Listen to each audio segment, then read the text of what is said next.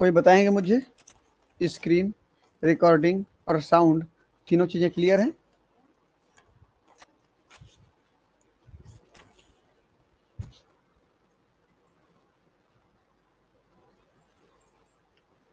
कोई बताएंगे?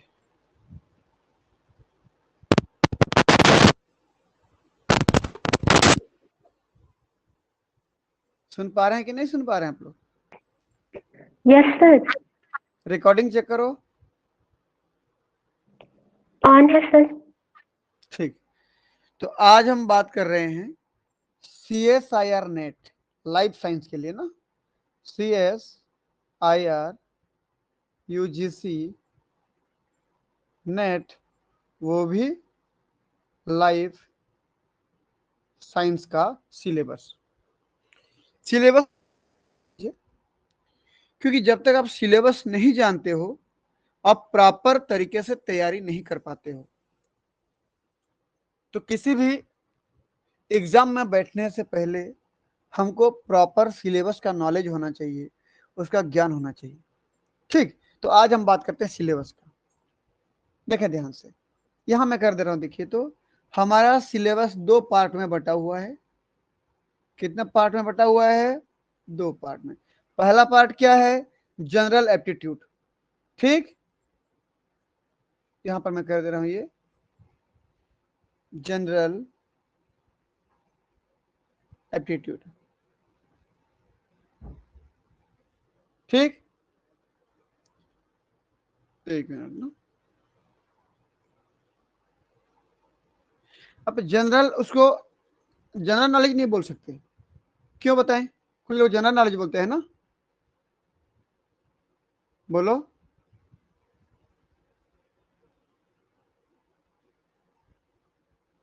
बोलो जी जल्दी।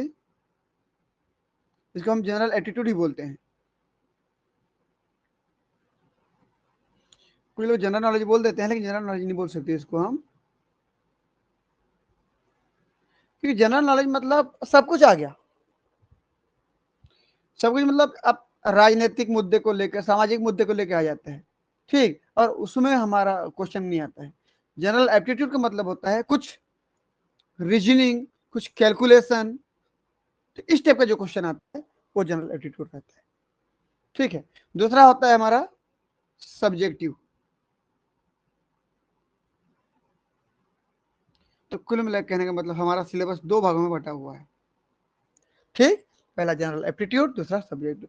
जनरल एप्टीट्यूड को हमारे क्वेश्चन पेपर में ए पार्ट के रूप में देता है। किस पार्ट के रूप में देता है? ए पार्ट के रूप में देता है। और सब्जेक्टिव को दो पार्ट में बांट देता है,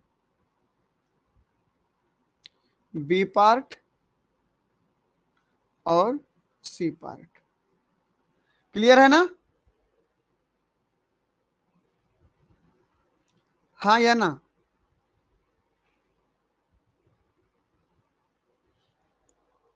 सुन पा रहे हो तो हाँ यस बोलो सर। जल्दी। ठीक, हाँ यस। जवाब देते रहोगे तो मैं आगे जल्दी बढ़ते जाऊंगा, है ना। चलिए, सबसे पहले बात कर रहे हैं हम लोग जनरल एप्टीट्यूड की। जनरल एप्टीट्यूड में क्या क्या चीजें आती हैं ये हमको पता नहीं रहता है। देख लो, ये उसको पेपर वन बोलते हो और वो पेपर टू है। जनरल एप्टीट्यूड हमारा पेपर वन हो गया। यहां लिख दे रहा हूं मैं, ये पेपर वन और ये पेपर टू। हालांकि पेपर टू के दो पार्ट हैं, फिर पार्ट बी और पार्ट सी। चलिए, तो CSIR net syllabus paper one, याद रखें पेपर वन सभी CSIR UGC नेट वालों के लिए कॉमन है। ये कॉमन पेपर है सबके लिए।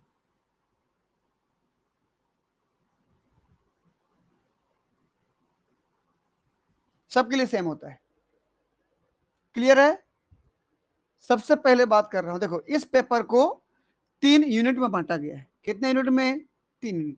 पहला रीजनिंग, दूसरा क्वांटिटेटिव एप्टीट्यूड और तीसरा data interpretation and graphical analysis.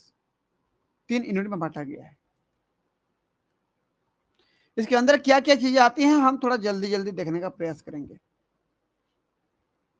जहां पर डाउट हो मुझे पूछ लेना, मैं थोड़ा जूम कर दे रहा हूं। पहला रीजनिंग। रीजनिंग का मतलब जानते हो क्या होता है? तर्क शक्ति। आप तर्क कैसे लगाते हो, तरीका क्या क्या है, किसी प्रॉब्लम को सॉल्व करने के तरीके, वो सब यहाँ पर हम देखेंगे। जैसे पहला क्या हो गया हमारे पास, एनालिटिकल रीजनिंग। एनालिसिस करना है किसी क्वेश्चन को पढ़ के ना, आप सोचने पर मजबूर हो जाएंगे इसका आंसर क्या होगा। ठीक, उसको क्या बोलते हैं हम लोग? Analytical reasoning. दूसरा होता है सिलोजिज्म। सिलोजिज्म मतलब क्या होता है कि किसी क्वेश्चन को पढ़ के जस्टिस करना है कि उसमें सही क्या है, जहां पर जस्टिफाई करते हो कि ये गलत ये सही है, इस प्रकार का क्वेश्चन सिलोजिज्म कहलाता है। एनालॉजीज। एनालॉजीज क्या है बोलने पर, कुछ क्वेश्चन को देखोगे आप उसी टाइप के लगेंगे क्वेश्चन, लेकिन उसमें से कोई एक आंसर होगा। ठीक, दिखने में आपको सब ऑप्शन सेम लगेंगे, कुछ इस तरीके से ढूंढना है, उसका तर्क होना चाहिए कि इसका आंसर ये इसलिए है। अगला डायरेक्शन। डायरेक्शन वाला तो पढ़े होंगे आप लोग कि कोई व्यक्ति उत्तर दिशा में इतना गया, दक्षिण में इतना, पूर्व में इतना, बताओ अब अपनी ओरिजिनल दूरी से कितने दूरी पर है, ये डायरेक्शन वाला हो गया। कोडिंग डिकोडिंग में कुछ ऐसा कोड दिया होता है, उस कोड को तोड़ करके उसके आंसर निकालने होते हैं। समझ रहे हो ना? जैसे को कोड मतलब क्या, देखिए बता दे रहा हूं। जैसे कहीं पर बोला है कि धन, धन का मतलब समझ लेना भैया कि इसका मतलब ऋण है बोलता है। और जहां पर भाग दिया है, भाग का मतलब मान लीजिए गुणा है बोलता है। और कहीं पर गुणा दिया उसका मतलब धन है बोलता है। और कहीं पर ऋण दिया है उसका मतलब भाग है बोलता है। तो समझ लेना, यही मान के चलना है आपको, आगे उसी को क्वेश्चन बनाना है। ये कोडिंग डिकोडिंग में आएगा। क्लियर है ना? ये सब क्वेश्चन आते हैं। अगला कुछ क्लासिफिकेशन के क्वेश्चन आते हैं, कुछ इस प्रकार के डाटा दिए रहते हैं। अल्फाबेट सीरीज आता है। अल्फाबेट सीरीज मतलब ABCD लिखा होगा, बताओ अगला संख्या क्या होगा, या अनेक प्रकार से तरीके से क्वेश्चन ढूंढ के देता है। कुछ सिंबल एंड नोटेशन, कुछ सिंबल दे देगा, बताओ अगला सिंबल क्या आएगा। कुछ सिमिलैरिटीज एंड डिफरेंस, कुछ समानताएं और असमानताओं को दिया होगा, बोलो इनमें से कौन अलग है, बोलेगा 3 तो समान रहेंगे, एक तो अलग रहेगा, या 3 तो असमान, मतलब 3 तो समान एक तो अलग, या 2 समान 2 अलग। फिर ऑप्शन बनाएगा इनमें से कौन सा कॉम्बिनेशन सही है बोलेगा। मतलब कई सारे क्वेश्चन। नंबर की सीरीज, ऐसे 1 3 5 7 9, अगला क्या आएगा, इस प्रकार का जो बनता है ना। ब्लड रिलेशन, वो इसका भाई है, वो इसकी बहन है, बहन का पति है, ऐसे देता है क्वेश्चन, ऐसा क्वेश्चन। अरेंजमेंट, कुछ क्वेश्चन दिया होगा, आपको अरेंज करना होगा। अब कैसे अरेंज करना है वो आप जानो, या तो वो डिब्बा में दिया है या फिर जो जैसे भी दिया है वो। क्वेश्चन तो लाखों बनते हैं ना इससे। ऐसे दे दिया है, कुछ नंबर दे दिए यहाँ पर, यहाँ दे दिया है, बोला एक जगह खाली छोड़ दिया, क्या आएगा बताओ, अरेंज कर बोलेगा। तो बहुत सारी चीजें हैं। स्टेटमेंट्स दिया होगा, स्टेटमेंट पढ़ के आपको आंसर बनाने होंगे। Data sufficiency. डाटा सफिशिएंसी मतलब क्या हो गया, कुछ डाटा दे दिया होगा हमको, कुछ आंकड़े दिए होंगे, उस आंकड़े को देख करके रिजल्ट निकालना है। कुछ नॉन वर्बल रीजनिंग होता है। नॉन वर्बल रीजनिंग का मतलब हो गया कि वहां पर लिखा तो कुछ नहीं होगा, लेकिन डायग्राम में सब कुछ बोल रहा होगा, एक डायग्राम अलग अलग दे दिया होगा, बोलो इनमें से अगला डायग्राम किसका होगा। विजुअल एबिलिटी, कुछ सिर्फ चीजों को देख के समझ पाओगे कि इसका आंसर क्या है। वो रहते हैं, जब क्वेश्चन मिलेगा तो आपको सब पता चलेगा। कुछ ग्राफिकल एनालिसिस, कुछ ग्राफ दिए होते हैं, बोलो इस ग्राफ में कौन सा ग्राफ सही है कौन सा गलत है। ये तो हो गया रीजनिंग में, ये सब तर्क शक्ति वाला हो गया। Quantitative aptitude. क्वांटिटेटिव एप्टीट्यूड मतलब हो गया थोड़ा सा न्यूमेरिकल हो गया, आपको गुणा भाग करना है। जैसे सिंप्लीफिकेशन। सिंप्लीफिकेशन मतलब क्या हो गया, सरलीकरण बोलते हो, सरल करना चीजों को। कहीं पर दे दिया 5 धन 3 ऋण 2 भागित 4 गुणित 1, ऐसे दे दिया, बोलो इसका आंसर क्या होगा। समझ रहे हो ना, इसको सरल करना है, इतना लंबा चौड़ा दिया है क्वेश्चन। नंबर सिस्टम, नंबर से रिलेटेड कुछ क्वेश्चन आएगा, एवरेज निकालने के लिए आएगा। एलजेब्रा मतलब बीज गणित निकालने के आएगा, इस प्रकार देता है ना, x minus y equal to ऐसा ऐसा करके, फिर रीड करके ऐसा दिया होगा कुछ, ये सब एलजेब्रा हो गया। परसेंटेज, परसेंट में निकालने के लिए बोला होगा कि इतना परसेंट, कितना इसका इतना परसेंट कितना होता है, जैसे 200 का 5% कितना होगा, ऐसे क्वेश्चन। टाइम एंड वर्क, समय और कार्य से रिलेटेड क्वेश्चन देगा। सिंपल एंड कंपाउंड इंटरेस्ट, मतलब कुछ सिंपल सेंटेंस होंगे, कुछ कंपाउंड होंगे, तो उनको कुछ मिला के क्वेश्चन देगा, आपको उनमें से एक छांटना होगा।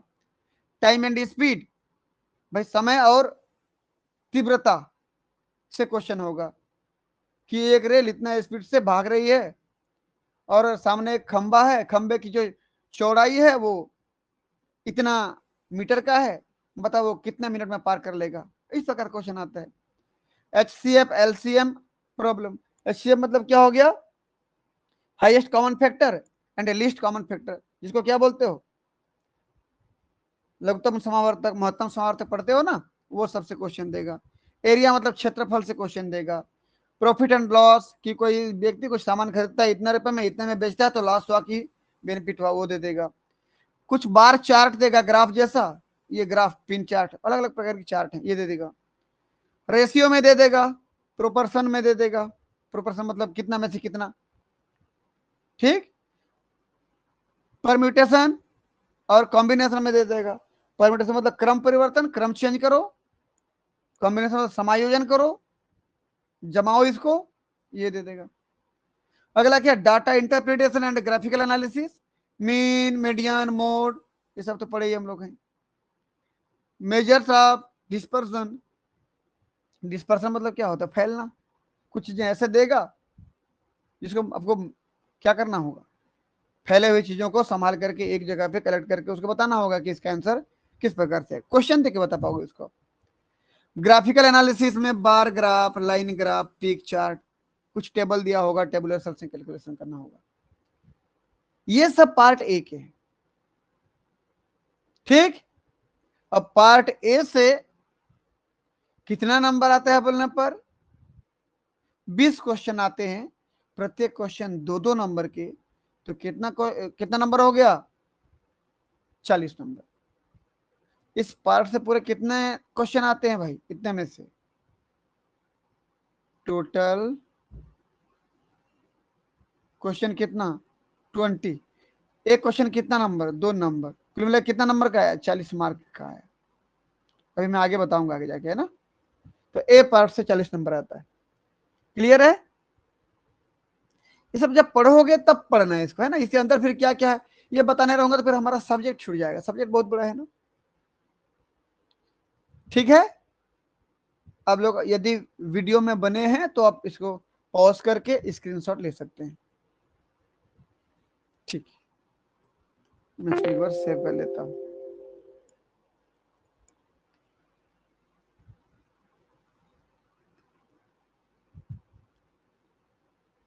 ठीक है, समझ में आ रहा है ना आप लोगों को।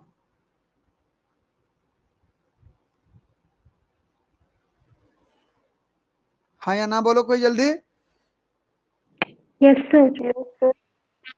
ठीक, अब आता है हमारा पेपर 2, और जो सब्जेक्टिव पेपर है सबके लिए अलग अलग होता है। देखो तो CSIR नेट सिलेबस, ये वास्तव में आपका पेपर 2 है, और लाइफ साइंस के सिलेबस की बात कर रहे हैं। ये हमारा पेपर 2 है। यूनिट का नंबर, कितना यूनिट हमारे पास, टोटल 13 यूनिट है, और उस यूनिट का नाम क्या क्या ये लिखा हुआ है, देखिए। मैं एक एक करके पढ़ दे रहा हूं, आप लोग कंफ्यूज ना होना। जहां पर और भी किसी और नाम से किसी यूनिट को जानते हैं तो मैं वो भी लिख दूंगा।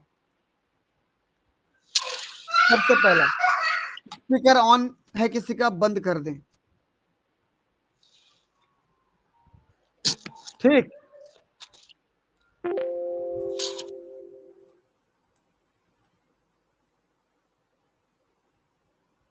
चलिए देखते हैं। यूनिट 1 का नाम क्या, molecular and their interaction relevant to biology. Molecules and their interaction, molecule और उनके इंटरेक्शन की बात कर रहे हैं, मतलब सीधा सीधा बायोकेमिस्ट्री की बात कर रहे हैं। मॉलिक्यूल जो कि किसी लिविंग सिस्टम से रिलेटेड है, तो क्या बोल रहा है ये, बायोकेमिस्ट्री की बात कर रहे हैं।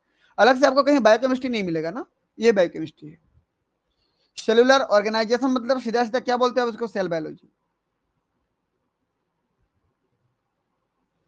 फंडामेंटल प्रोसेस मतलब यूनिट 3 है ना, यूनिट देखो, यूनिट 1 में बायोकेमिस्ट्री हो गया, यूनिट 2 में सेल बायोलॉजी हो गया, यूनिट 3 में फंडामेंटल प्रोसेस मतलब होता है मॉलिक्यूलर बायोलॉजी।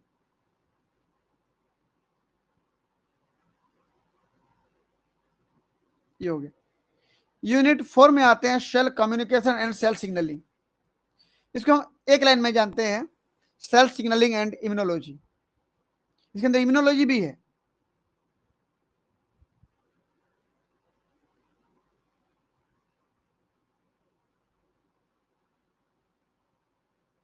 ठीक, इसके अंदर सेल साइकिल भी आता है, कैंसर भी इसके अंदर डाल दिया है। ठीक, अगला क्या है, डेवलपमेंटल बायोलॉजी। और याद रहे डेवलपमेंटल बायोलॉजी में अलग अलग 2 यूनिट नहीं है, इसी में ही है। एक है एनिमल डेवलपमेंट,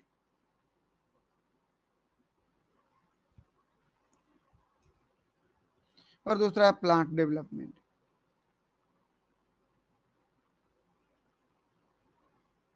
ये हो गया।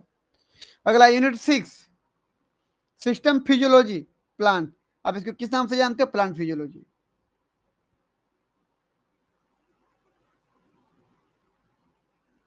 अगला यूनिट 7 में क्या है, सिस्टम फिजियोलॉजी एनिमल मतलब एनिमल फिजियोलॉजी।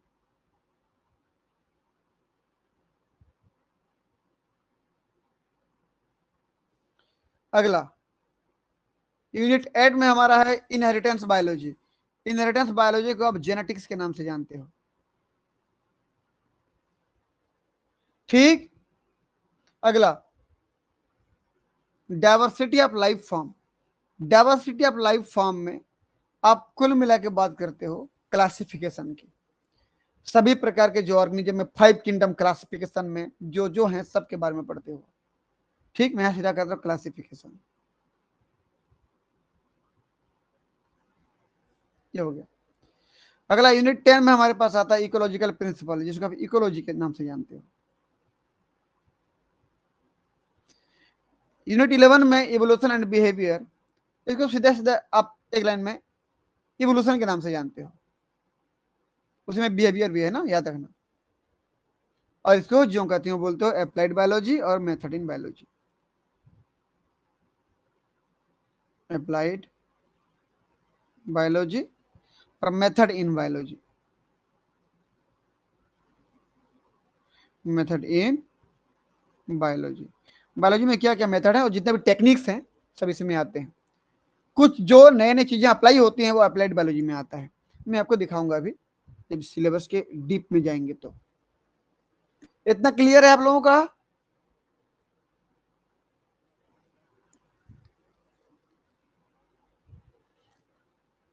हाँ या ना बताएं जल्दी। Yes sir. ठीक, चलिए भाई आगे बढ़ते हैं। सबसे पहले यूनिट की बात कर रहा हूं मैं। सबसे पहला यूनिट बोले तो बायोकेमिस्ट्री की बात कर रहा हूं। ये है आपका बायोकेमिस्ट्री। अब याद रहे आपको कि बायोकेमिस्ट्री में क्या क्या पढ़ना है। अब मैं एक एक करके नहीं पढ़ रहा हूं अंदर, ये जो भी देख रहे हो ना, एटम के बारे में जानकारी, मॉलिक्यूल के बारे में जानकारी, केमिकल बॉन्ड क्या है, कंपोजिशन में क्या क्या carbohydrate, lipid, protein, nucleic acid, vitamin क्या क्या होते हैं। ठीक, स्टेबलाइजिंग इंटरेक्शन में तो कौन कौन सा बॉन्ड बनता है, जैसे van der Waals interaction, electrostatic, hydrogen bonding, hydrophobic interaction, ये सब। Principle of biophysical chemistry, pH क्या है, बफर क्या है, रिएक्शन काइनेटिक्स क्या है, थर्मोडायनेमिक्स, फिर कोलिगेटिव प्रॉपर्टीज क्या क्या है, फिर bioenergetics, glycolysis, oxidative phosphorylation, copper reaction, group transfer, biological energy transducer, ये सब क्या, ये सब पढ़ेंगे इसमें। ठीक, मैं नीचे नहीं पढ़ रहा हूं, ये सब किस में है, बायोकेमिस्ट्री में। इसलिए मैं तो बोलता हूं कि इसको स्क्रीनशॉट मार लीजिए आप सिलेबस को। ठीक, देख लेना क्या क्या इसके अंदर है। आगे बढ़ता हूं मैं। सेलुलर बायोलॉजी मतलब सेल बायोलॉजी। सेल बायोलॉजी में देख लीजिए क्या क्या पूरा मेम्ब्रेन का स्ट्रक्चर के बारे में। भाई देखो मॉडल क्या क्या आए थे, फ्लूइड मोज़ेक मॉडल वगैरह जो आए थे, उसके पहले और क्या क्या मॉडल आए थे वो सब। Lipid bilayer, membrane protein, diffusion, osmosis, ion channel, active transport membrane pump, mechanism of sorting and regulation of intercellular transport, electrical properties of membrane, ये सब जितना भी सेलुलर ऑर्गेनल्स वगैरह जैसे cell wall, nucleus, mitochondria, Golgi body, lysosome, endoplasm, reticulum, peroxisome, plastid, vacuoles, chloroplast, structure and function of cytoskeleton and its role in motility, ये सब के बारे में पढ़ोगे आप। आगे पूरा दिया है, देखो मैं नहीं कर रहा हूँ, ये जैसे सेल डिवीजन, सेल साइकिल यहाँ पे दिया है, वहां भी पढ़ते हैं, वहां कैंसर भी पढ़ते हैं हम लोग, ठीक, ये सब हम पढ़ते हैं सेल बायोलॉजी में। आप चाहें तो इसको भी स्क्रीनशॉट कर सकते हैं कि क्या किसमें क्या पढ़ते हैं। तीसरा फंडामेंटल प्रोसेस मतलब मोलिकुलर बायोलॉजी, ये मोलिकुलर बायोलॉजी में देखो तो जो इंपॉर्टेंट चीजें हैं क्या है, डीएनए रेप्लिकेशन, ठीक, और प्रोटीन सिंथेसिस में ट्रांसक्रिप्शन ट्रांसलेशन, और कुछ मॉडल्स हैं, और डीएनए जब डैमेज होता है तो उसका रिपेयरिंग कैसे होता है, इतना भी पढ़ लिए तो बहुत है, वो सब उसी के अंदर का दिया हुआ है, ठीक, जैसे न्यूक्लियोसोम मॉडल वगैरह होगा ना, ये सब पढ़ते हैं इसमें। इतने में पूरा ये हमारा मोलिकुलर बायोलॉजी कंप्लीट हो जाता है। आगे cell communication and cell signalling, cell communication, cell signalling, इसमें कर रहा मैं एंड इम्यूनोलॉजिकल दे रहा हूं, पूरा हो जाएगा फिर ये। तो इम्यूनोलॉजी कोई एक पेपर नहीं है, इम्यूनोलॉजी किसके साथ मिलकर एक हुआ, सेल सिग्नलिंग के साथ, इसलिए मैं सेल सिग्नलिंग एंड इम्यूनोलॉजी के नाम से क्लास लिया हूं, ठीक, वो दोनों मिला करके एक पेपर है। मैंने बोला था कैंसर भी इसे में पढ़ लेते हैं हम लोग, ये कैंसर देखो, ये मैं बोला सेल साइकिल भी पढ़ लेते हैं इसमें, देखो तो सेल साइकिल, ये सेल साइकिल दिखा यहाँ पर, ये ठीक है ना, सेल साइकिल सेल बायोलॉजी में तो पढ़ रहे हैं, वहां पर नॉर्मल सेल साइकिल पढ़ रहे हैं, हम यहाँ पढ़ रहे हैं कि सेल साइकिल में ऐसा क्या होता है जिसकी वजह से कैंसर हो जाता है, ठीक, तो ये सब यहां तक तो लगभग सिग्नलिंग हो गया पूरा, यहां से यहां इम्यूनोलॉजी शुरू होता है, फिर यहां से, ठीक, ये सब स्क्रीनशॉट करके आप बीच में सब देख सकते हैं, सब हमने पढ़ा लिया है, हमने सब पढ़ लिया है ना, स्टडी कर लिया, ये चौथा हो गया। पांचवें की बात करूं, डेवलपमेंटल बायोलॉजी, डेवलपमेंटल बायोलॉजी में एनिमल भी और प्लांट भी दोनों है, ये तो बेसिक कॉन्सेप्ट है जो कि एनिमल प्लांट दोनों के लिए लागू होता है, ठीक, यहां भी लगभग लगभग बेसिक चीजें दिया है, जैसे गैमेटोजेनेसिस दोनों में होगा, फर्टिलाइजेशन दोनों में होगा, ये सब दिया है यहाँ पर, ठीक, फिर कुछ स्पेशल जगह पे जहां पर एग्जांपल सहित दिया है, हाँ, एनिमल फिजियोलॉजी जब भी पढ़ो, सॉरी एनिमल डेवलपमेंट जब भी पढ़ो, उसके कुछ मॉडल एनिमल हैं, उन मॉडल एनिमल को ध्यान में रखते हुए हमको स्टडी करना होता है, जैसे ड्रोसोफिला का पूरा डेवलपमेंट, एम्फीबिया का पूरा डेवलपमेंट, चीक का पूरा डेवलपमेंट, और सी एलिगेंस का पूरा डेवलपमेंट, ये सी एलिगेंस है, ठीक, और ये डिक्टियोस्टिलियम का डेवलपमेंट, ये थोड़ा सा है, ज्यादा नहीं है उसमें ना। फिर इधर एनिमल डेवलपमेंट में ह्यूमन बींग या माउस का डेवलपमेंट लेके बात करते हैं हम लोग, ठीक, तो इधर ये एनिमल के बारे में बात की, इधर नीचे प्लांट के बारे में बात कर रहा है पूरा, ये रूट डेवलपमेंट, शूट डेवलपमेंट है ना, फ्लावर डेवलपमेंट, फ्लावरिंग प्रोसेस, ये सब। तो यहां पर कुल मिला के दो चीजें हैं, एनिमल डेवलपमेंट और दूसरा है प्लांट डेवलपमेंट।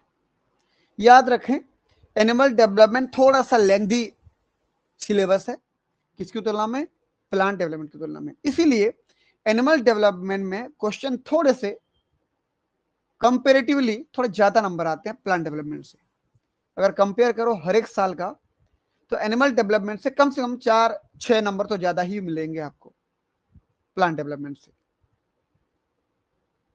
ठीक, यदि प्लांट डेवलपमेंट 10 नंबर का आया है तो लगभग लगभग समझ लीजिए आप कि 15 से 20 नंबर का कौन आ जाएगा, एनिमल डेवलपमेंट, क्लियर है।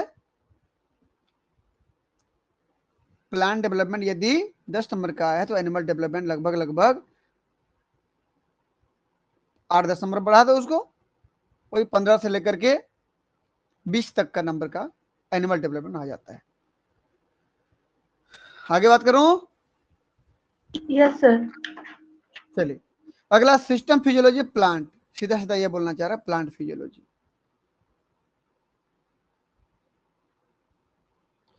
ये प्लांट फिजियोलॉजी का पूरा सिलेबस है, हमने पूरा कोर्स कंप्लीट कर दिया है।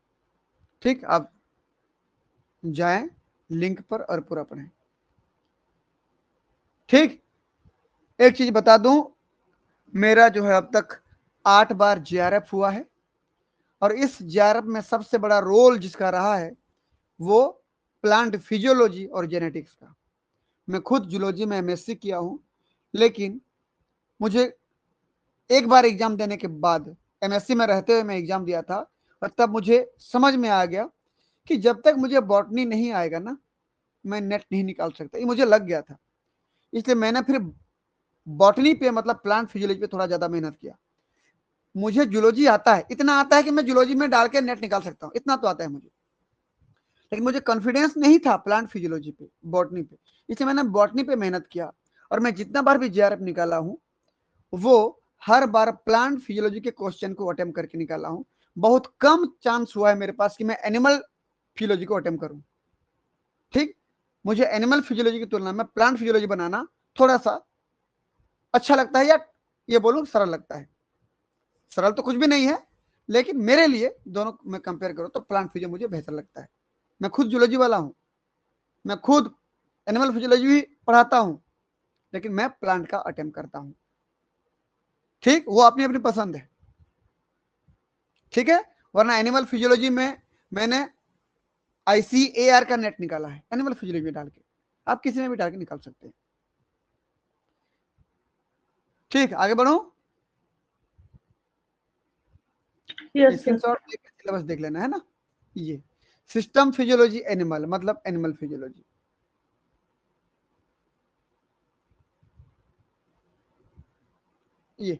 ये पूरा सिलेबस है आपके सामने। क्या क्या पूरा सिस्टम है, 10 के 10 सिस्टम है भाई एनिमल में। ह्यूमन बींग की बात करूं मैं, अगर हमारा जो टारगेट मॉडल एनिमल है, यदि मैं ह्यूमन बींग की बात करूं तो 10 सिस्टम है, तो 10 सिस्टम के बारे में तो पढ़ना पड़ेगा आपको। ठीक, आगे बात करते हैं। इनहेरिटेंस बायोलॉजी मतलब हो जाता है हमारा जेनेटिक्स। जेनेटिक्स के बारे में शुरुआत करेंगे मेंडेलियन प्रिंसिपल से, और फिर धीरे धीरे धीरे धीरे प्रोसेस आगे बढ़ते जाता है, पूरा टॉपिक कवर हो जाता है।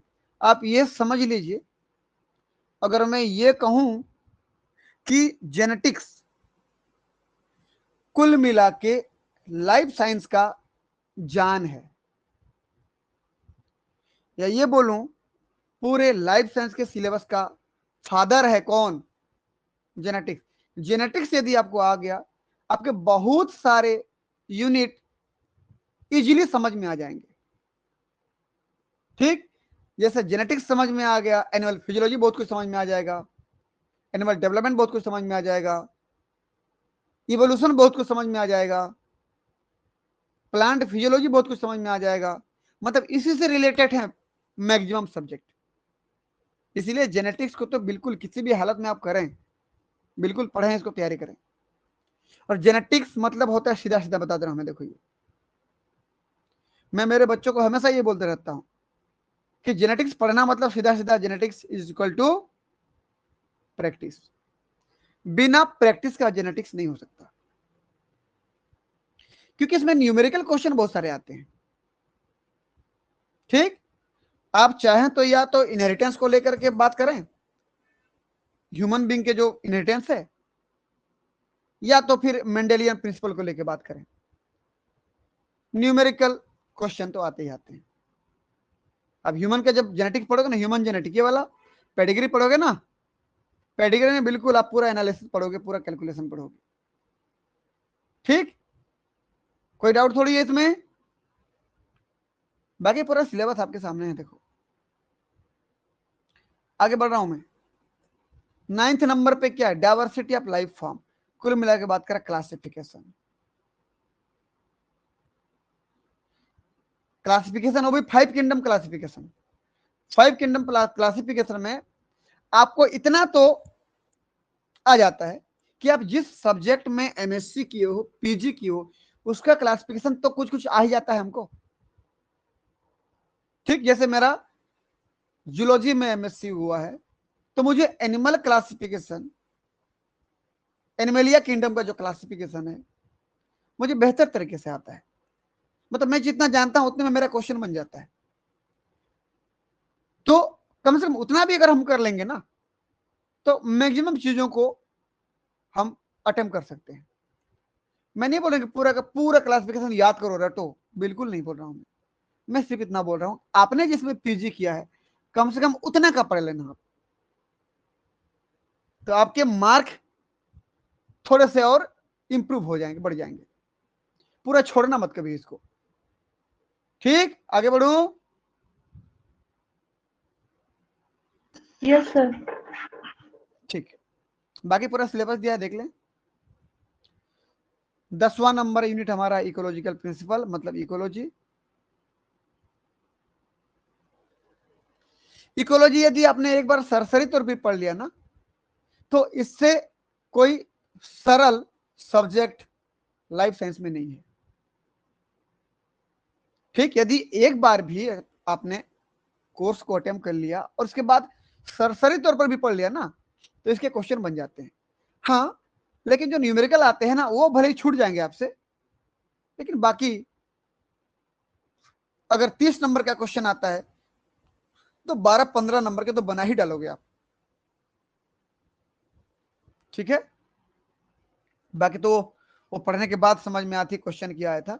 कुछ क्वेश्चन ऐसे भी रहते हैं इसमें से जो करंट सिचुएशन के क्वेश्चन रहते हैं कि इस समय इस स्थिति में कौन सी प्रजाति विलुप्त होने की कगार पर है।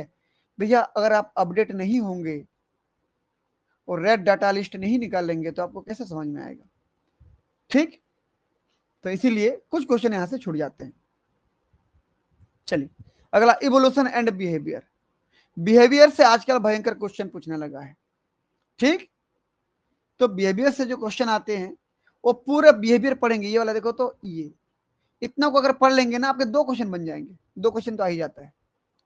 और हाँ, इसमें एक चीज और आता है कि जो इवोल्यूशन हुआ है, इवोल्यूशनरी जो टाइम स्केल था, कौन से एओन में, कौन से एरा में, कौन से पीरियड में, कौन से एपोक में कौन सा एनिमल, कौन सा प्लांट कब आए, कब विलुप्त हुए, वो सब। ठीक, होमोसेपियंस यानी कि इंसान का इवोल्यूशन कौन कौन से स्टेप पे हुआ, घोड़े का इवोल्यूशन कौन कौन से स्टेप पे हुआ। तो ये कुछ क्वेश्चन बेसिकली यहां से पूछे जाते हैं। ठीक, बाकी पूरा सिलेबस तो है आपके पास। ठीक, हम पढ़ते तो पूरा है लेकिन फिर भी जिस टॉपिक से थोड़े ज्यादा क्वेश्चन आते हैं मैं उसकी बात कर रहा था। चलिए आगे बढ़ता हूं। अप्लाइड बायोलॉजी, मैंने ये बोला था अप्लाइड बायोलॉजी में अब क्या क्या देखिए, तो माइक्रोबियल फर्मेंटेशन, कुछ बैक्टीरिया से रिलेटेड फर्मेंटेशन जो कराते हैं, जो शराब वगैरह बनाते हैं, क्या क्या तरीका, क्या मेथड है, कैसे होता है, ये सब। कुछ इम्यूनोलॉजिकल प्रिंसिपल जैसे वैक्सीन बनाना, कैसे चीजों को डायग्नोस्ट करते हो, पता करते हो, टिश्यू कल्चर, सेल कल्चर, इस प्रकार के कुछ टॉपिक यहाँ पर आते हैं। बाकी पूरा ही सिलेबस आपको दिया है। ठीक, ये जो हमारे पास एग्रीकल्चर है, एग्रीकल्चर कैसे खेती करते हो नई नई चीजों का। ठीक, कुछ नए नए प्रकार के वैरायटी बनाते हो, उसकी खेती करते हो तो किस प्रकार का रिजल्ट आता है, ये सब चीज। जीन थेरेपी वगैरह, हमने जीन चेंज किया, जीन को इनपुट किया, ठीक ना, ये सब पढ़ते हैं इसमें अप्लाइड जियोलॉजी, अप्लाइड बायोलॉजी में। मेथड इन बायोलॉजी, मेथड में बहुत सारे मेथड है हमारे पास।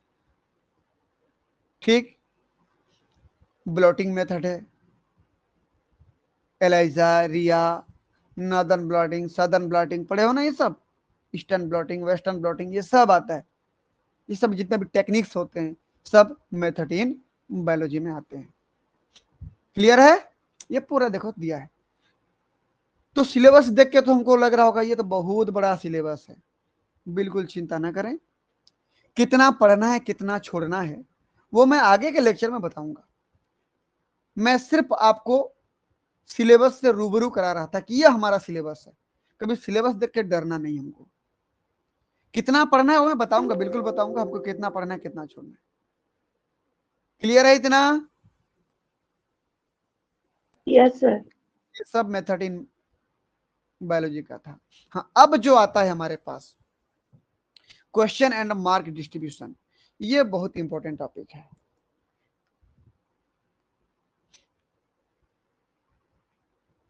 इतना समझ में आया तो एक बार यस करके भेजे तो आप लोग, देखता हूं मैं। सुन भी रहे हो कि नहीं सुन रहे, पता चलेगा मुझे। संतोष चौहान जी हैं क्या?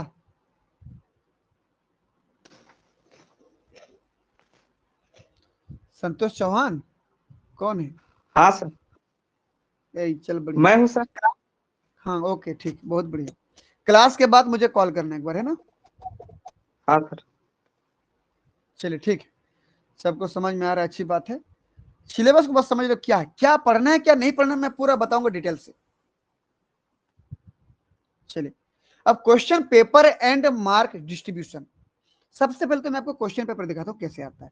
अभी फिलहाल की बात कर रहा हूं, अभी जो क्वेश्चन पेपर आया था, अभी लास्ट एग्जाम का आपका, ये देखिए, देख पा रहे हैं? ये किसी बच्चे का था, हमारे क्लासेस के किसी बच्चे का था, बच्चे का नाम नहीं बताऊंगा। और ये उसका एप्लीकेशन नंबर यहाँ लिखा होगा, जो भी होगा, ये एप्लीकेशन नंबर जो भी लिखा होगा यहाँ पर, ये रोल नंबर लिखा होगा, जो भी लिखा होगा ये होगा, कैंडिडेट का नेम जो लिखा होगा, XYZ जो भी होगा, बाकी सब लाइफ साइंस का कोड कितना है, कब एग्जाम हुआ है, टाइम क्या था, मॉर्निंग बैच था, 9 से 12 था, ठीक है ना, ये पूरा लिखा हुआ है।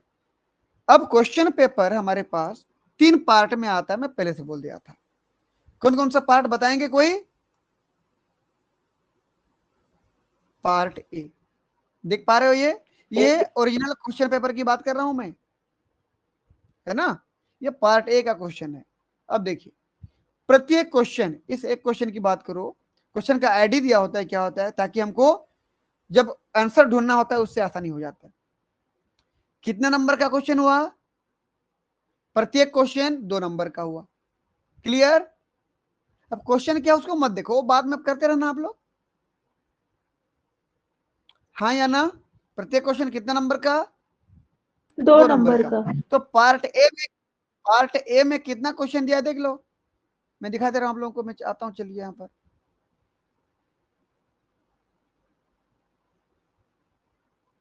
ये देखिए, ये पार्ट ए का क्वेश्चन यहां पर होता है समाप्त। कितना क्वेश्चन दिया है देखो, 2 नंबर वाला, ये कितना क्वेश्चन दिया है? 20 क्वेश्चन। समझ में आया? ये 20वां क्वेश्चन है। यस इसके सर। बाद पार्ट बी शुरू हो जाता है। देखो अब पार्ट बी शुरू हो क्या, बताओ मुझे, पार्ट बी शुरू हुआ ना? तो पार्ट ए में कितना क्वेश्चन हुआ? 20 क्वेश्चन। 20। प्रत्येक क्वेश्चन कितने कितने नंबर का? 2 नंबर का। अब आता हूं मैं यहां पर, बात करते हैं हम लोग। देखो जी, हमारा क्वेश्चन पेपर जो होता है, क्वेश्चन पेपर जो होता है, कितना पेपर होता है? एक पेपर आता है, एक ही में रहता है सब, ठीक, अलग अलग डिवाइडेड रहता है। पार्ट ए को आप पेपर 1 मान लेते हो, वो जनरल एप्टीट्यूड रहता है, इसको पार्ट ए को आप पेपर 1 मान लेते हो, और ये सबके लिए कॉमन होता है ना, अभी जो बोला हमने। और वही कितने क्वेश्चन रहते हैं उसमें? 20 क्वेश्चन। प्रत्येक क्वेश्चन में कितना नंबर रहता है? 2 नंबर। इस प्रकार से टोटल कितने नंबर का क्वेश्चन हो गया ये? 20 गुणित 2 बराबर कितना हो जाएगा? 40 नंबर का। समझ में आया ना? तो पार्ट ए में कितना नंबर आ रहा है? पार्ट ए में कितना नंबर आ रहा है? 40 नंबर आ रहा है। कितना क्वेश्चन आ रहा है? 20 क्वेश्चन। लेकिन क्या बोलता है CSIR आपको, कि बेटा आपको 20 क्वेश्चन तो मैं दे रहा हूं, लेकिन आपको 20 के 20 नहीं बनाने हैं, आपको मैक्सिमम बनाने हैं 15। तो अगला देखो लिखा है, should be attempt maximum question. कितना क्वेश्चन मैक्सिमम अटेम्प्ट करने चाहिए आपको? 15। 15 क्वेश्चन। यानी कि नेट बोलता है, CSIR बोलता है आपको कि बेटा आपको मैक्सिमम 15 क्वेश्चन अटेम्प्ट करने हैं। तो मैक्सिमम कितने नंबर ले सकते हो इस पार्ट ए में? 30 नंबर। 30 नंबर। एक क्वेश्चन तो 2 नंबर का है, और बोल दिया कि मैक्सिमम 15 बना सकते हो, तो तुम मैक्सिमम कितना बना सकते हो? 30 नंबर का बना सकते हो। अब मैं आता हूं वापस क्वेश्चन पेपर पे। अब CSIR कभी ये नहीं बोलता आपको कि बेटा आपको जो 20 क्वेश्चन दिया गया पार्ट 1 में, उसमें 1 से लेकर लगातार 15 को बनाओ। कभी नहीं बोलता ऐसे, वो बोलता है जो 15 आपको आता है ना मैक्सिमम उस 15 को बनाओ। मान लीजिए आपको एक वाला आ गया, आपने एक वाला को बना दिया, चलिए अब मैं बोला आपको एक वाला आ गया, तो एक वाला को आपने टिक लगा दिया। यहाँ पर देखो आपने टिक लगा दिया कि मान लीजिए इसका आंसर 2 है, मान लीजिए बोल रहा हूं मैं, आपने टिक लगा दिया यहाँ पर, ये हो गया। लेकिन दूसरा क्वेश्चन का आंसर नहीं आ रहा है आपको। भाई जब दूसरा क्वेश्चन का आंसर नहीं आ रहा है, ठीक है छोड़ दो, कोई दिक्कत नहीं, छोड़ दिया हमने। पता चला कि मुझे तीसरा क्वेश्चन का आंसर आ रहा है, तो मैं क्या करूंगा, तीसरा क्वेश्चन पढ़ा, क्वेश्चन पढ़ने के बाद नीचे ऑप्शन रहता है, देखिए नीचे ऑप्शन देखिए, ये ऑप्शन, पता चला उसका आंसर 4 है, मान लीजिए 4 है उसका आंसर, तो मैं क्या करूंगा, अब क्या करूंगा, इसका आंसर 4 को लगाऊंगा। क्लियर है ना। देखो मैं भी किसको छोड़ दिया, दूसरा को छोड़ दिया, तो सीधा तीसरा को बनाया ना, पहला बनाया दूसरा छोड़ के तीसरा बनाया। ऐसे मुझे जो जो आएगा वही बनाऊंगा। लेकिन सीएसआर कभी भी ये बाध्य नहीं करता कि बेटा 15 बनाने होंगे, ये जरूरी है, नहीं भाई, अधिकतम 15 बना सकते हो, बाकी आपको जितना आएगा उतना बनाओ। पता चला मुझे 2 ही आया, तो मैं क्या करूंगा, 2 ही बनाऊंगा, फिर पार्ट ए को छोड़ दूंगा, क्यों जबरदस्ती करूंगा मैं। समझ में आया ना, समझ में आया कि नहीं। Yes sir. ठीक, यदि मुझे 15 आते हैं तो मैं अच्छा वाला 15 चुन लूंगा, बना लूंगा। यदि मुझे बताइए, आप लोग बताएंगे पार्ट ए में तो 20 क्वेश्चन होते हैं, मान लीजिए कि मुझे 20 के 20 क्वेश्चन आ रहे हैं बनाना, मैं 20 के 20 क्वेश्चन का आंसर जान रहा हूं, और मान लीजिए कि मैं थोड़े से उत्तेजना में 20 के 20 क्वेश्चन को बना डाला, तो जब मेरा नंबर काउंटिंग होगा कैसे होगा, 15 तक होगा सर। बिल्कुल पहले के 15 जो बनाए हो ना आप, उस 15 को ही काउंट करेंगे, बाकी जो आप 5 बनाए हो ना पीछे का, वो काउंट नहीं होगा। भले ही इस पहले के 15 में 2-3 क्वेश्चन आपका गलत हो गया, लेकिन वही गलत वाला ही काउंट होगा। भले ही आखिरी के 5 क्वेश्चन जो बच गए जिसको काउंट नहीं कर रहे हैं, भले ही क्यों ना पांचों के पांचों सही हो, वो काउंट बिल्कुल नहीं होगा, क्योंकि आपको डायरेक्ट इंस्ट्रक्शन दिया गया था कि बेटा आपको कोई 15 बनाना है, आपने तो 20 बना दिया था, तो केवल शुरू के 15 ही काउंट होंगे। क्लियर है। Yes sir. ठीक, चलिए अब आपको जितना आता है उतना बनाएंगे, लेकिन मैक्सिमम कितना बनाएंगे, 15 बनाएंगे। इस चीज को ध्यान रखना। एग्जाम में फॉर्म को, क्वेश्चन पेपर को लास्ट में सबमिट करते हो ना, आंसर को सबमिट करने से पहले देख लेना कितना कितना बनाए हो, वरना जितना बोला गया था उससे ज्यादा बनाए हो, तो ज्यादा के बाद जो बनाए होंगे ना, मतलब जितना बोला था उसके बाद जो बनाए होंगे ना, वो काउंट ही नहीं होगा, तो बेकार हो गया आपका बनाना।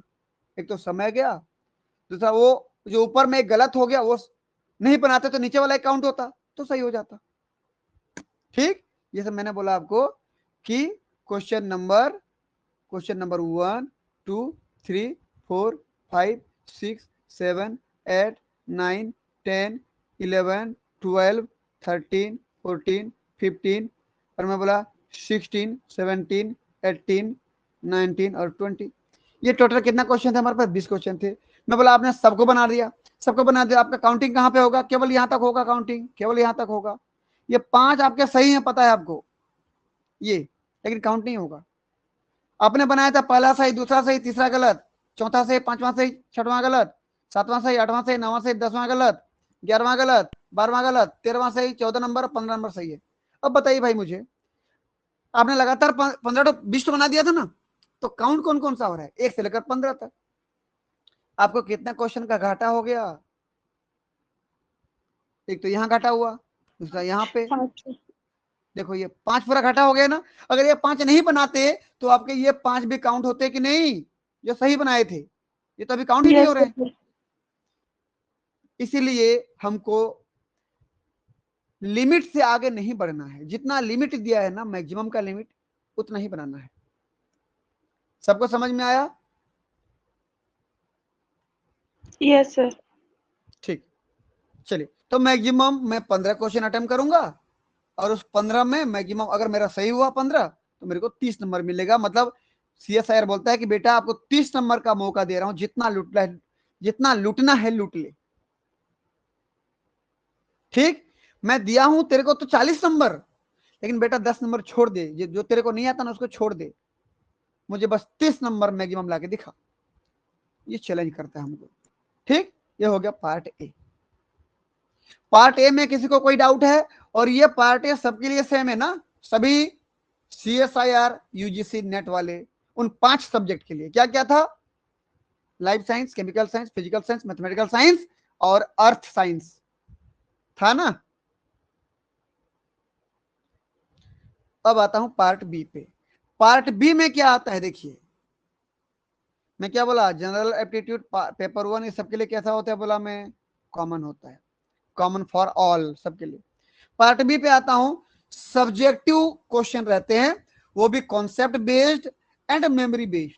कुछ कॉन्सेप्चुअल रहता है क्वेश्चन, कुछ मेमोरी, अगर आप जो याद किए हो ना, कुछ याद करने वाली चीजें भी रहती है। अब आता हूं मैं वापस रियल क्वेश्चन पेपर पे। देखें, अब पार्ट ए मेरा कंप्लीट हो गया, जितना बनाना था बना लिया, मैं देख लिया क्या स्थिति था। अब मैं आता हूं ये पार्ट बी, ध्यान से देखेंगे भाई आप।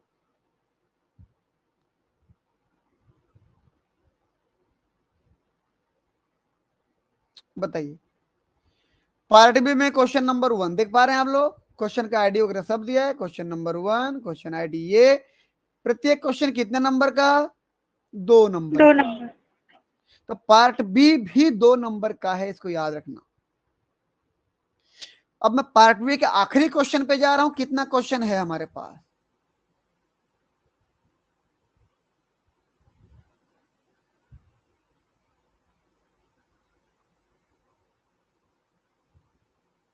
देखो, ये पार्ट बी का आखिरी क्वेश्चन है, देख लो। क्वेश्चन नंबर 50, क्वेश्चन आईडी ये 2 नंबर का है। देखो, ये बी पार्ट का है, क्योंकि इसके बाद फिर पार्ट सी शुरू हो जाएगा। देख लो, ये देखो पार्ट सी शुरू हो गया ना, तीसरा पार्ट सी। क्लियर है? Yes sir. अब इसके अंदर क्वेश्चन क्या था आप देखते रहो, बाद में देखते रहना क्या है ये, है ना। देखो तो, which cell cycle phase is typically the shortest in mammalian cell. यदि आपको याद होगा कि मैमेलियन सेल का सबसे छोटी फेज कौन सा है, तो बना सकते हैं उसको, ठीक है ना। वो याद है तो बनाओगे, नहीं तो छोड़ो, आगे बढ़ो। ठीक, चलिए, मैं अभी आंसर पे डिस्कस नहीं कर रहा हूं, आंसर क्या होगा, है ना। चलिए आगे बढ़ते हैं। अब आते हैं फिर हमारे इस टेबल पे। तो पार्ट बी में टोटल कितना क्वेश्चन दिया भैया हमको? 50। प्रत्येक क्वेश्चन कितने कितने नंबर का? 2 2 नंबर का। नंबर। इसका मतलब पार्ट बी में कितना नंबर दिया हमको? 100 नंबर। 100 नंबर दिया। लेकिन आपको फिर बोला कि बेटा मैं आपसे चैलेंज करता हूं, यदि आप में हिम्मत है ना, तो मैं जो 50 क्वेश्चन तुमको दिया हूं, उस 50 में से मैक्सिमम 35 बना के बताओ मुझे। फिर मुझे तुम्हारी औकात इस लाइफ साइंस के सब्जेक्ट में कितनी है मुझे पता चल जाएगी, ठीक है ना। तो कितना क्वेश्चन बनाने के लिए हमको चैलेंज करता है? 35। 35। ठीक, हमको बोलता है अगर हिम्मत है तो केवल 15 छोड़ के बता, मैक्सिमम 15 छोड़ के बता, क्योंकि 50 क्वेश्चन में 35 बनाना है, तो छोड़ना कितना है? 15, ठीक है ना। मैक्सिमम 15 छोड़ के बता। हम नहीं कर पाते हैं और उससे भी ज्यादा छोड़ के आ जाते हैं।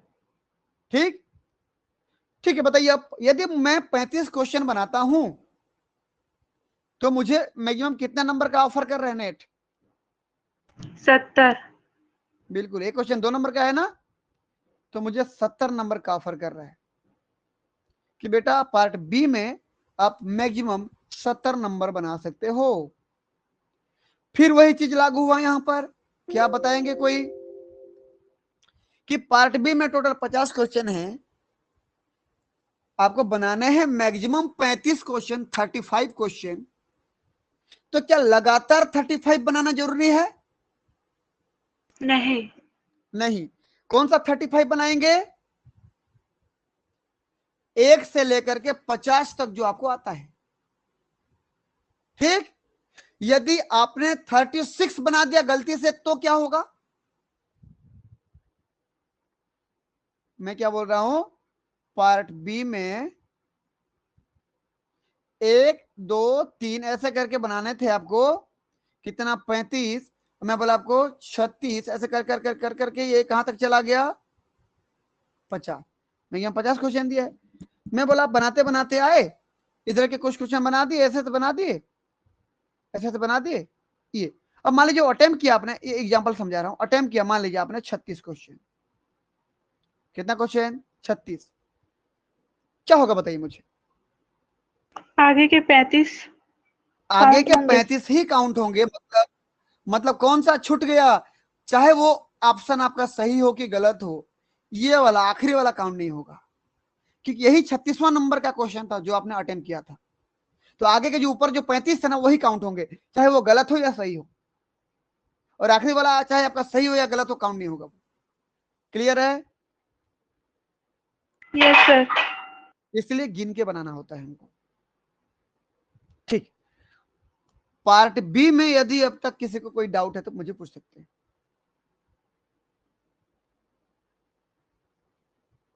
नहीं है तो बोल दें, है तो भी बोलें, ताकि मैं आगे बढ़ूं। पार्ट सी पे आऊंगा अब।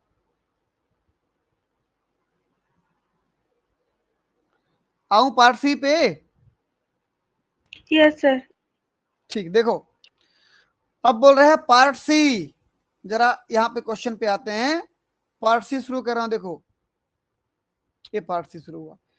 पार्ट सी का ये जो भी क्वेश्चन आईडी है ये तो अलग अलग होगा। याद रखना, सभी बच्चे जो जाते हैं वहां पर क्वेश्चन का सीक्वेंस सेम नहीं रहता है। कि आप जहां बैठे हो, क्वेश्चन नंबर 1 में क्वेश्चन आईडी ये है, 70 31 20 है, तो आपके बगल में जो बैठा होगा उसके पार्ट सी का पहला क्वेश्चन का आईडी यही होगा, ये जरूरी नहीं है। क्वेश्चन आईडी इधर उधर हो सकता है, मतलब क्वेश्चन क्वेश्चन वही होगा, क्वेश्चन तो वही होगा, लेकिन उसका सीक्वेंस बदल जाएगा। सीक्वेंस बदल जाएगा मतलब ये नंबर है ना, क्वेश्चन का नंबर ये बदल जाएगा, आईडी सेम रहेगा। पता चला आपके आप जहां बैठे हो आपके सिस्टम में ये क्वेश्चन यदि पहले नंबर पे आ रहा है, तो वही बगल में बैठा हुआ किसी दूसरे विद्यार्थी के पार्ट सी वाले भाग पर यही क्वेश्चन 5वां नंबर में दिखा रहा है, तो आईडी तो वही हुआ ना, बस क्वेश्चन का नंबर चेंज हो गया। क्लियर है? Yes sir. चलिए, कितना नंबर का है? 4 नंबर का। टोटल कितना क्वेश्चन है मैं आखिर में ले आता हूं तुरंत, देख लो। ये हमारा क्वेश्चन देख लो भाई, बता कितना क्वेश्चन दिख पा रहे हैं आपको? 75। और ये 4 नंबर का है। देखिए 75 क्वेश्चन आते हैं पार्ट सी में। दुनिया में कोई सा भी एग्जाम नहीं होगा जो इतनी इतनी ज्यादा, मतलब इतना ज्यादा आपको चांस देगा, मौका देगा। देखो पार्ट सी में नंबर ऑफ गिवन क्वेश्चन कितना दिया गया? 75। प्रत्येक क्वेश्चन 76। कितने नंबर का? 4 नंबर। 4 नंबर का। 75 गुणित 4 करोगे ना, कितना आएगा? 300। 300। 75 दूनी कितना होता है? 150। फिर 150 और जोड़ दो, कितना हो जाएगा? 300। ठीक। तो पार्ट सी कितने नंबर का दिया आपको? 300 नंबर। 300 नंबर का। अब सबसे बड़ा जो यहां पर CSIR नेट वाले एस्पिरेंट के लिए, बच्चों के लिए जो सबसे बड़ा मौका है, चांस है, वो ये है कि भैया मैं आपको 75 क्वेश्चन दे रहा हूं, हिम्मत है तो 25 बना के बताओ। कितना? 25। 25। और बोलता है सीधा सीधा, ये बोलता है यदि आप में हिम्मत है तो पार्ट सी में 75 में से मैक्सिमम 50 छोड़ के बताओ। 50 से ज्यादा मत छोड़ो, मैक्सिमम 50 छोड़ के बताओ। मतलब 25 बनाओ बोल रहा है आपको। ठीक है ना?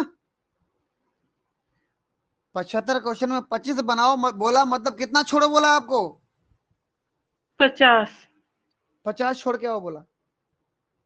और अगर आपको 25 बनाओ बोलता है और एक क्वेश्चन 4 नंबर का है, तो आपको कितने नंबर बना के बताओ बोल रहा है? 100 नंबर। 100 नंबर बना के बताओ बोल रहा है। ठीक, इतना में किसी को डाउट है क्या?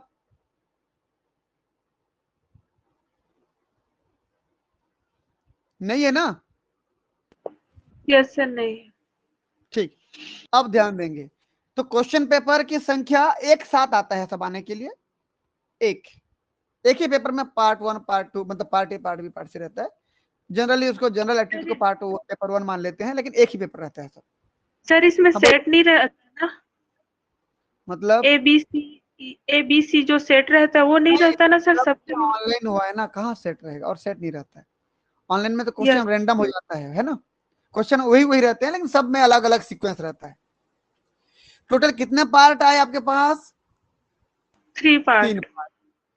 कितना क्वेश्चन टोटल दिया?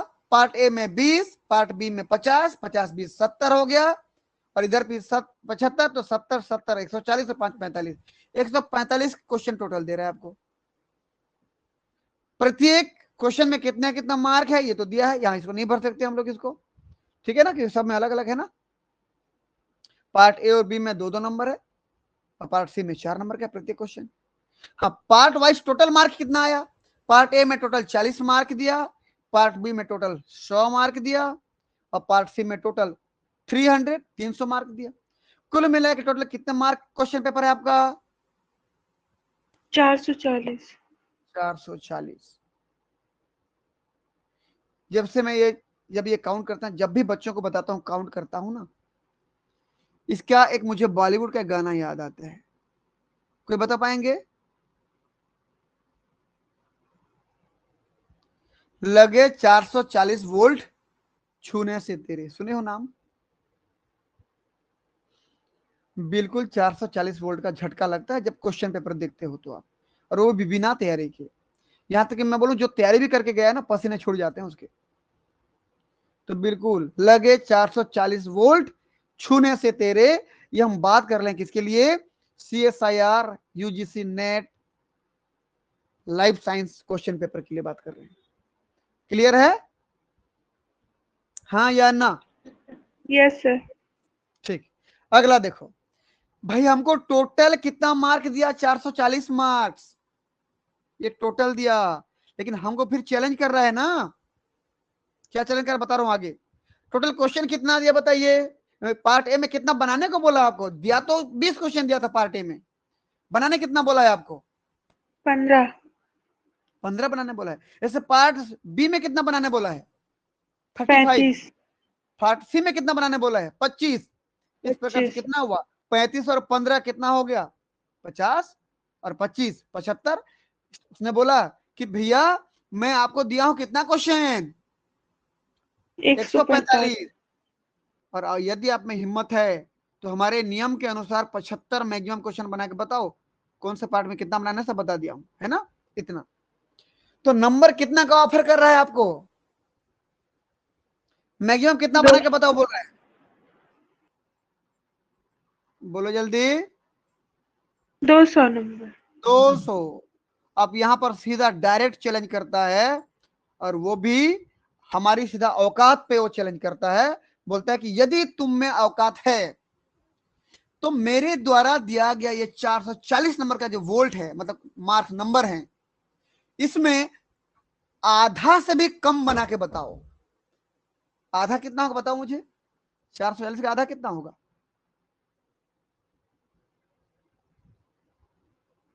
बोलो जल्दी। 440 का आधा 220 होगा कि नहीं? Yes sir. 220 होगा ना? लेकिन वो बोल रहा है कितना मैक्सिमम बना के बताओ। कितना? 200 नंबर। मैं फिर रिपीट कर रहा हूं, 200। CSIR डायरेक्ट हमारी एबिलिटी को चैलेंज करता है, हमारी क्षमता को चैलेंज करता है, हमारी अब तक की पढ़ाई गई नॉलेज को चैलेंज करता है। बोलता है कि मैं तुमको 440 नंबर का क्वेश्चन देता हूं, तुम में हिम्मत है तो केवल 200 नंबर, मैक्सिमम 200 नंबर बना के बताओ। पता है हम लोग का मार्क क्या आता है? आप लोगों को पता है ना, अपना अपना पता है ना कितना नंबर आता है?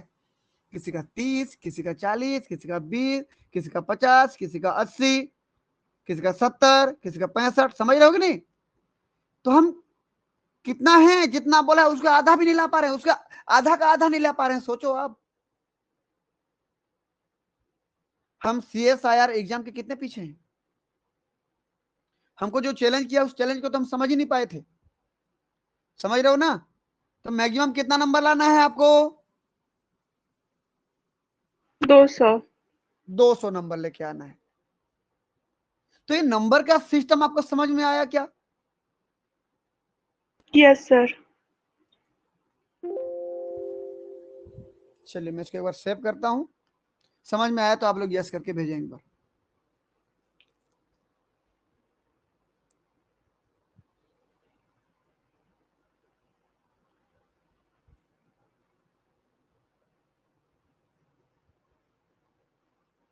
ठीक है, बहुत अच्छी बात है।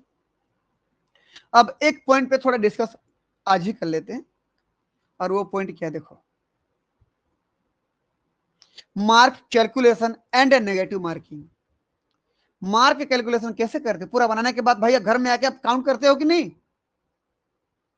काउंटिंग करते, मुझे यस सर। इतना नंबर मिलेगा, मुझे इतना नंबर कटेगा, बोलते हो ना? उस चीज के बारे में बात करते हैं। ये आपके पास टेबल है। हमारे पास कितना पार्ट था? Part A, part B, part C, 3 part था।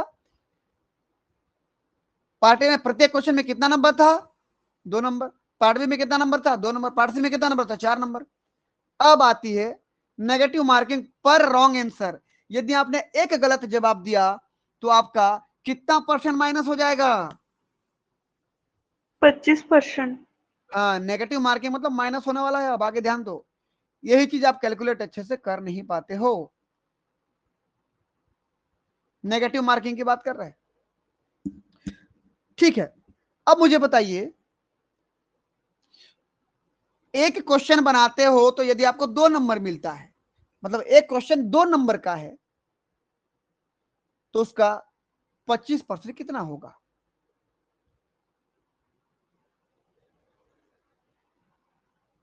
बोलो जल्दी, जल्दी बोलो।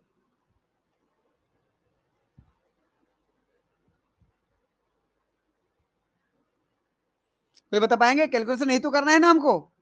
तो क्या होगा देखिए, इसके लिए सीधा सीधा ये करना है। सर 0.5। हाँ, बिल्कुल। कि कैसे करना है ये देखो, क्वेश्चन जितने नंबर का है वो नंबर ले लिया हमने 2। तो 2 नंबर का कितना परसेंट? 2 का मतलब गुणा होता है ना, 2 का 25%। 25% प्रति 100, इसका मतलब प्रति 100 मतलब मैं सीधा बटे 100 कर दूं। प्रति 100 को हटा दिया यहां से, और प्रति 100 को ऐसे कर दिया। ये 2 गुणित मतलब 2 का 25%, ये तो हुआ। क्या हो जाएगा फिर? भाग दे दो आप। 25 एकम 25, 25 64, मतलब क्या हो गया? ऊपर का पढ़िए, बताइए क्या होगा? 2 एकम 2, 2/4 हुआ कि नहीं? 2/4 मतलब क्या होगा भाई? यहाँ कर रहा हूं तो 4/2। एक बार में जाएगा कि नहीं जाएगा? तो 4 शून्य शून्य उतारे 2, 10 लगाइए, शून्य उतारे 4 पंचे 20। कितना आ गया? 0.5। 0.5 मार्क। इतना क्या होने वाला है? कटने वाला है। माइनस। यदि आपने एक क्वेश्चन गलत किया ए पार्ट में, तो आपका इतना नंबर माइनस होने वाला है। इस चीज को याद रखें। ये क्लियर है? सेम चीज कहां करोगे? पार्ट बी में 2 नंबर का एक एक क्वेश्चन है, तो 2 का कितना परसेंट? 25%। सेम चीज आएगा, 2/4 बराबर 0.5 मार्क्स।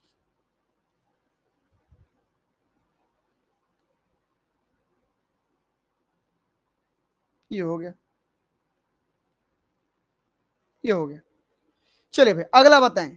इसको बताओ तो मानू मैं। प्रत्येक क्वेश्चन कितना नंबर का? 4 नंबर का। तो 4 का कितना परसेंट? 25%। कितना होगा भाई बता दे मुझे?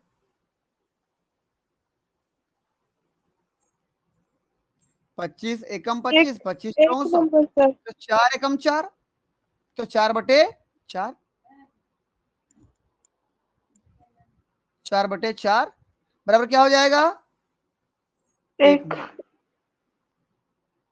ठीक है, ये हो गया।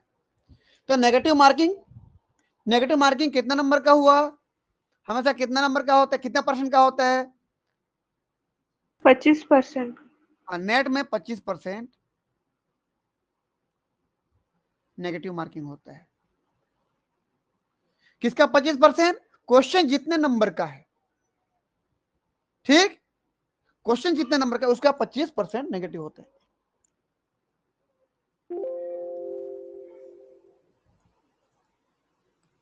ठीक,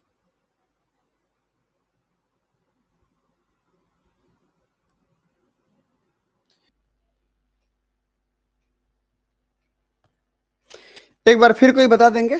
स्क्रीन रिकॉर्डिंग साउंड सब क्लियर है कि नहीं? यस सर, रिकॉर्डिंग क्लियर है। रिकॉर्डिंग हो रही है सर रिकॉर्डिंग। ओके। मैंने बोला था कि जो 25% माइनस होगा वो किसका होगा? जो क्वेश्चन गलत होगा और वो क्वेश्चन कितने नंबर का था उतने नंबर का 25% माइनस होगा। ठीक, चलिए भाई आगे बढ़ते हैं।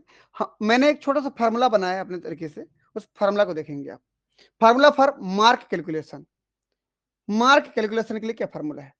पहले 2 नंबर वाले क्वेश्चन के लिए बात करते हैं। 2 नंबर वाले क्वेश्चन मतलब समझते हो? पार्ट कौन सा? बताओ पार्ट कौन ए सा और होगा? बी। पार्ट कौन सा होगा? ए पार्ट और बी पार्ट। बिल्कुल, बहुत बढ़िया। पार्ट ए एंड बी मैं लिख दे रहा हूं वहां पर। मैं for part A and part B, इन दोनों के लिए बात कर रहा हूं मैं।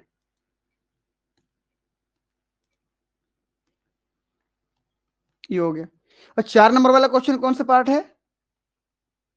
सी पार्ट। Part C. ये हो गया। चलिए भाई आगे देखते हैं क्या बोला। देखो तो पहला कॉलम क्या बोल रहा है? Marks for each correct answer. अभी पार्ट ए या बी दोनों की बात कर, क्योंकि दोनों 2-2 नंबर के हैं ना, 2-2 नंबर के, इसलिए मैं इसकी बात कर रहा हूं। बताओ एक क्वेश्चन यदि गलत गलत सही हुआ, करेक्ट बोला है ना, भी करेक्ट वाला, करेक्ट आंसर की बात कर रहे हैं। एक क्वेश्चन यदि आपका सही हुआ तो कितना नंबर मिलेगा? 2 नंबर। 2 नंबर। यहां पर क्या लिख दूं मैं? Number of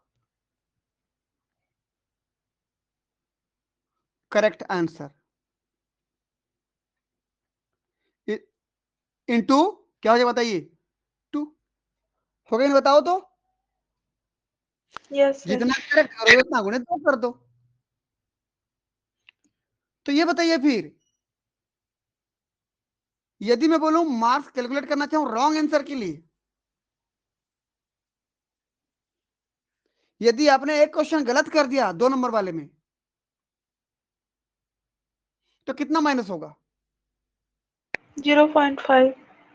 0.5। इसका मतलब क्या हुआ कि नंबर ऑफ रॉन्ग आंसर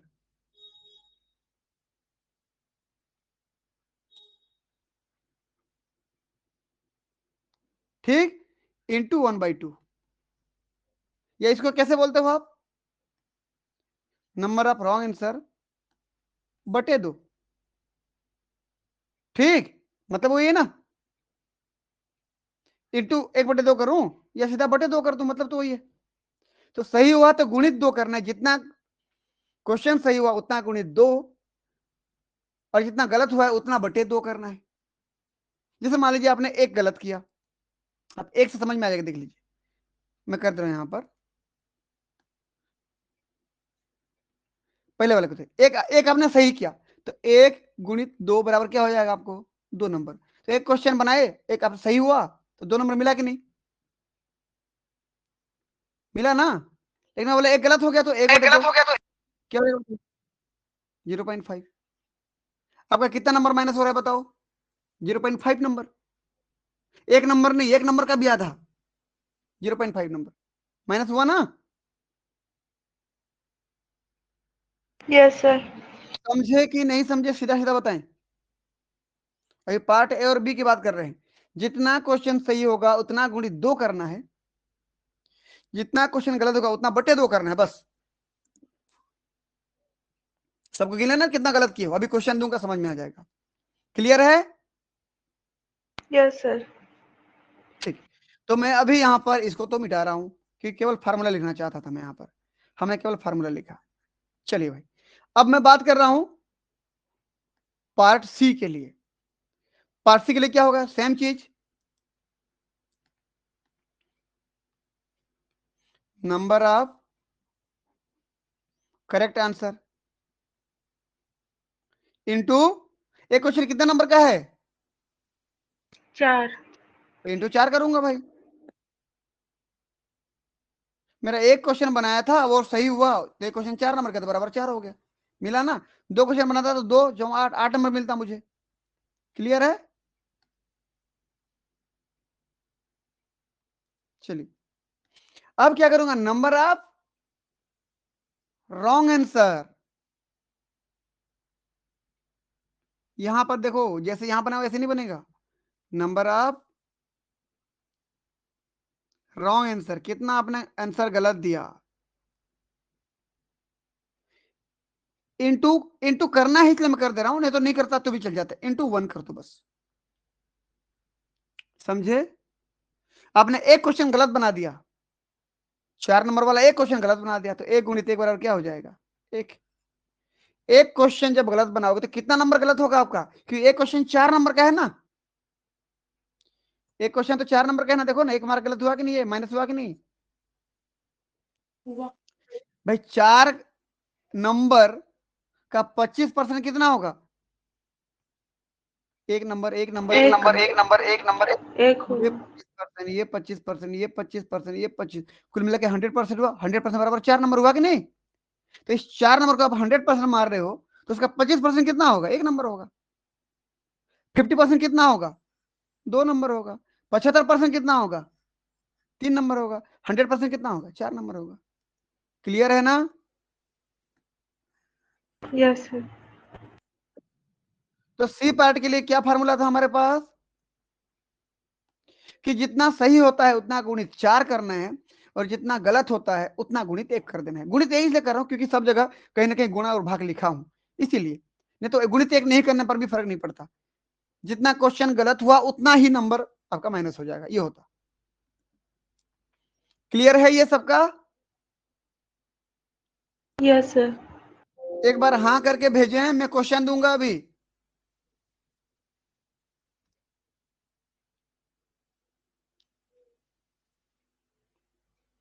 समझ में आया तो यस करके भेजा, मैं क्वेश्चन दूंगा अभी तुरंत। मुझे तुरंत बताएंगे आप कितना नंबर आएगा उस बच्चे का जो भी एग्जाम लिखेगा। एग्जाम लिखा है इतना सही इतना गलत, बताऊंगा मैं आपको। देखो, चलो देते हैं। मैं क्वेश्चन दे रहा हूं आपको, मार्क कैलकुलेशन आप ए सैंपल क्वेश्चन पेपर। एक सैंपल है क्वेश्चन पेपर का हमारे पास। एक बच्चा भी अभी पेपर लिख के आया है, कुछ सही किया कुछ गलत किया है, नेट का पेपर मान लीजिए। पार्ट ए में नंबर ऑफ अटेम्प्ट क्वेश्चन, उसने टोटल 20 में से 15 बनाने थे, मान लीजिए उसने 13 बनाया। समझ में आया? पार्ट बी में 50 में कितना बनाए थे? 35 बनाने थे, मान लीजिए उसने 30 बना के आया। पार्ट सी में 75 में 25 बनाना था, मान लीजिए उसने 20 बना के आया। इतना समझ में आया? Yes sir. हाँ या ना? मैं बोला हूं पार्ट ए में नंबर ऑफ करेक्ट आंसर, उसने आंसर करेक्ट जो दिया था वो था मान लीजिए 7 क्वेश्चन, 7 को करेक्ट दिया था। इसका मतलब कितना गलत हो गया? नंबर ऑफ रॉन्ग आंसर कितना है? 6। 7 6 13 है ना, टोटल मिला के टोटल 13 बनाया था, 13 में से 7 सही हुए, तो 6 गलत हो गया ना? समझे कि नहीं? Yes sir. 30 क्वेश्चन में से मान लीजिए कि उसने सही किया 20 क्वेश्चन, गलत कितना हो गया? 10 क्वेश्चन। मैं बोला पार्ट सी में 20 बनाया था, मान लीजिए उसने क्या 17 क्वेश्चन सही किया, 3 गलत कर दिया, तो उस बच्चे का टोटल मार्क कितना आया? टोटल यहां पर लिख दे रहा हूं मैं, ये बताएंगे आप अभी। टोटल मार्क कितना आया यहां बताएंगे आप।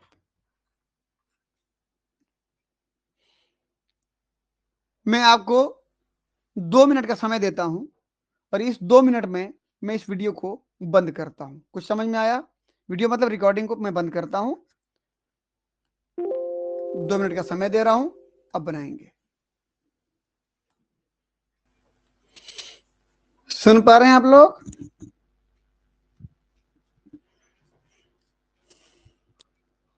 यस हाँ या ना सर। बताएं? हाँ या ना बताएं? Yes sir. आप लोगों ने कैलकुलेशन नहीं किया? इतना लेट लगेगा कैसे लेट बनेगा? लगेगा कैसे बनेगा? यस सर, हो गया। चलो अपने आंसर भेजो। संतोष ने भेजा 111 नंबर, पुष्पा ने भेजा 111 नंबर। अब इसी को देख के कॉपी मत करना, यही लिख के है, अपना जो कैलकुलेशन आ रहा है वही करो। वास्तव में आपका कैलकुलेशन में इतना आना चाहिए ना। चलिए देखते हैं, आप करते रहना कैलकुलेशन। बाकी जो वीडियो लाइव क्लास के बाद बच्चे देखेंगे वो स्क्रीनशॉट करके इसको, वीडियो को पॉज करके इसको सॉल्व करने का प्रयास करेंगे। चलिए फिलहाल अभी हम इसको सॉल्व करते हैं। पहले पार्ट में कितना क्वेश्चन बनाया? 13 क्वेश्चन। सही कितना हुए? 7। तो क्या करना था आपको, क्योंकि प्रत्येक क्वेश्चन कितना नंबर का होता है? ये 2 नंबर का ना, 2 नंबर का ना, ये 2 नंबर, ये 4 नंबर का होता है। तो क्या करना था आपको, 7 क्वेश्चन सही हुए तो 7 गुणित 2 बराबर कितना हो गया? 14। इतना उसको मिला है, प्लस कर दे रहा हूं ना, इतना मिला है, 14 नंबर तो मिल गया उसको। 6 क्वेश्चन क्या कर डाला उसने? गलत कर डाला। तो 6 इंटू 1/2 करूं या 6/2 डायरेक्ट कर दूं, मतलब एक ही है। अब मैं जैसे करूं इसको मतलब तो वही है ना, 6/2 ही होगा। तो 6/2 बराबर क्या हो जाएगा? 3। 3। 3 मतलब प्लस की माइनस?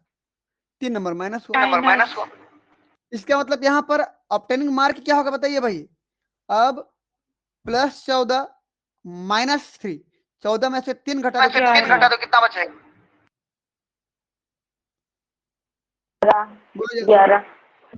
11 का मार्क हुआ 11 नंबर, प्लस में चल रहा है वो।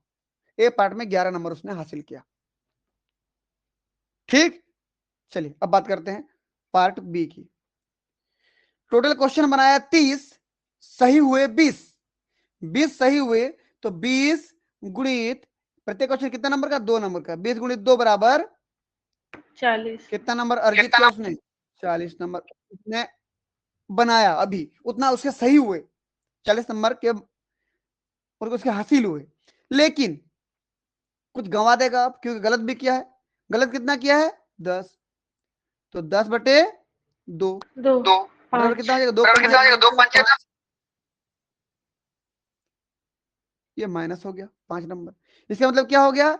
40 में 5 घटा दिया ना, कितना हो जाएगा? कितना हो जाएगा? +35, 35 नंबर हुआ कि नहीं?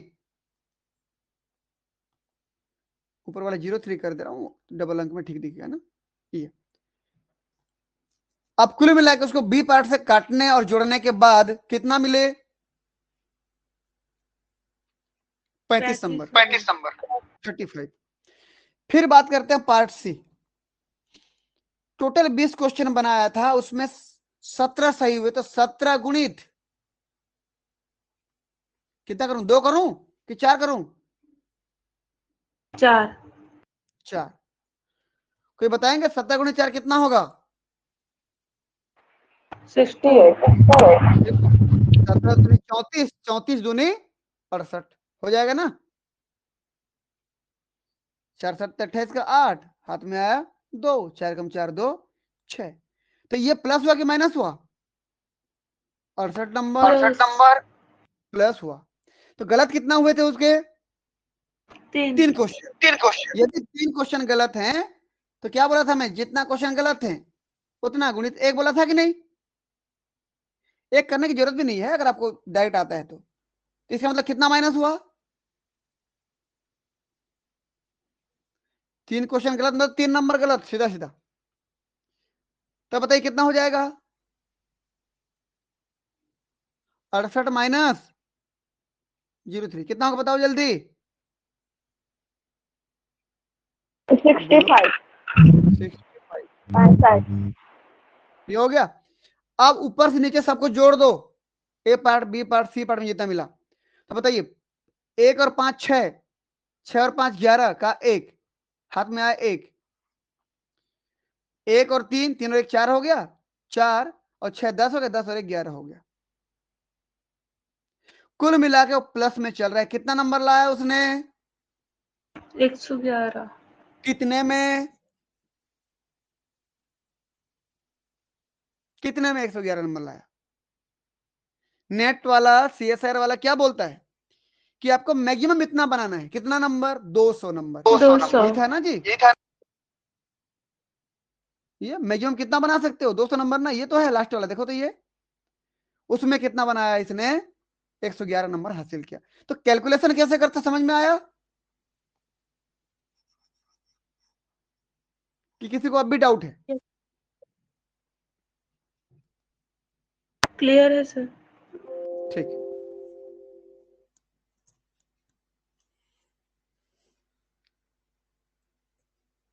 चलिए हम फिर यूनिट वाइज मार्क डिस्ट्रीब्यूशन हम नेक्स्ट क्लास में देखेंगे। ठीक है, आज की कहानी यहां पर करते हैं समाप्त, लेते हैं विदा, मिलेंगे फिर नेक्स्ट क्लास में आज के ही टाइम पर। ठीक है, और इसी वीडियो को आगे बढ़ाएंगे। तब तक के लिए आप सभी बच्चों का बहुत बहुत धन्यवाद। गुड नाइट, शुभ रात्रि। Thank you sir.